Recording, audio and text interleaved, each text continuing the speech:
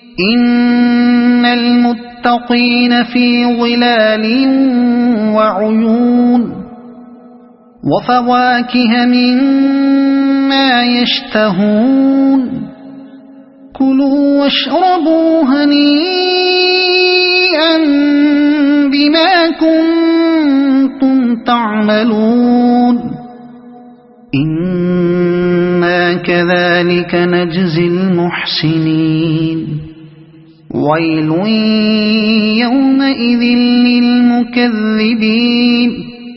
متقی لوگ آج سایوں اور چشموں میں ہیں، اور جو پھل وہ چاہیں ان کے لیے حاضر ہیں۔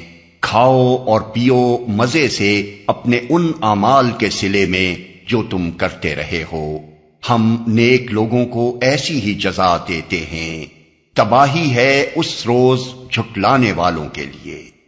متقی لوگ، کیونکہ یہ لفظ یہاں مکذبین یعنی جھٹلانے والوں کے مقابلے میں استعمال ہوا ہے، اس لیے متقیوں سے مراد اس جگہ وہ لوگ ہیں جنہوں نے آخرت کو جھٹلانے سے پرہیز کیا اور اس کو مان کر دنیا میں یہ سمجھتے ہوئے زندگی بسر کی کہ ہمیں آخرت میں اپنے اقوال و افعال اور اپنے اخلاق و کردار کی جواب دہی کرنی ہوگی۔ جھٹلانے والوں کے لیے یہاں یہ فقرہ اس معنی میں ارشاد ہوا ہے کہ ان کے لیے ایک مصیبت تو وہ ہوگی جو اوپر بیان ہو چکی ہے کہ میدان حشر میں وہ مجرموں کی حیثیت سے کھڑے ہوں گے۔ علل اعلان ان کے جرائم اس طرح ثابت کر دیے جائیں گے کہ ان کے لیے زبان کھولنے تک کا یارہ نہ رہے گا، اور آخرکار جہنم کا ایندھن بن کر رہیں گے۔ دوسری مصیبت بالائے مصیبت یہ ہوگی کہ وہی ایمان لانے والے جن سے ان کی عمر بھر لڑائی رہی، جنہیں وہ بے وقوف اور تنگ خیال اور رجال پسند کہتے رہے، جن کا وہ مذاق اڑاتے رہے اور جنہیں اپنے نزدیک حقیر اور ذلیل سمجھتے رہے، انہی کو وہ جنت میں مزے اڑاتے دیکھیں گے۔ کلوا وتمتعوا قلیلا انکم مجرمون ویل یومئذ للمکذبین۔ کھا لو اور مزے کر لو تھوڑے دن، حقیقت میں تم لوگ مجرم ہو۔ تباہی ہے اس روز جھٹلانے والوں کے لیے۔ کھا لو۔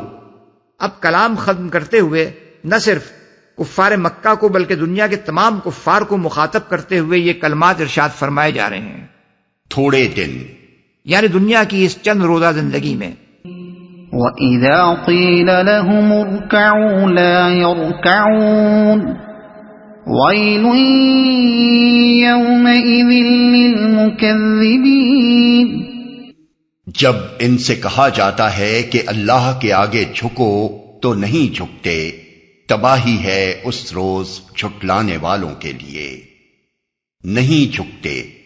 اللہ کے آگے جھکنے سے مراد صرف اس کی عبادت کرنا ہی نہیں ہے، بلکہ اس کے بھیجے ہوئے رسول اور اس کی نازل کردہ کتاب کو ماننا اور اس کے احکام کی اطاعت کرنا بھی اس میں شامل ہے۔ فَبِأَيِّ حَدِيثٍ بَعْدَهُ يُؤْمِنُونَ۔ اب اس قرآن کے بعد اور کون سا کلام ایسا ہو سکتا ہے جس پر یہ ایمان لائیں؟ یعنی جو بڑی سے بڑی چیز انسان کو حق و باطل کا فرق سمجھانے والی اور ہدایت کا راستہ دکھانے والی ہو سکتی تھی، وہ قرآن کی صورت میں نازل کر دی گئی ہے۔ اس کو پڑھ کر یا سن کر بھی اگر کوئی شخص ایمان نہیں لاتا تو اس کے بعد پھر اور کیا چیز ایسی ہو سکتی ہے جو اس کو راہ راست پر لا سکے۔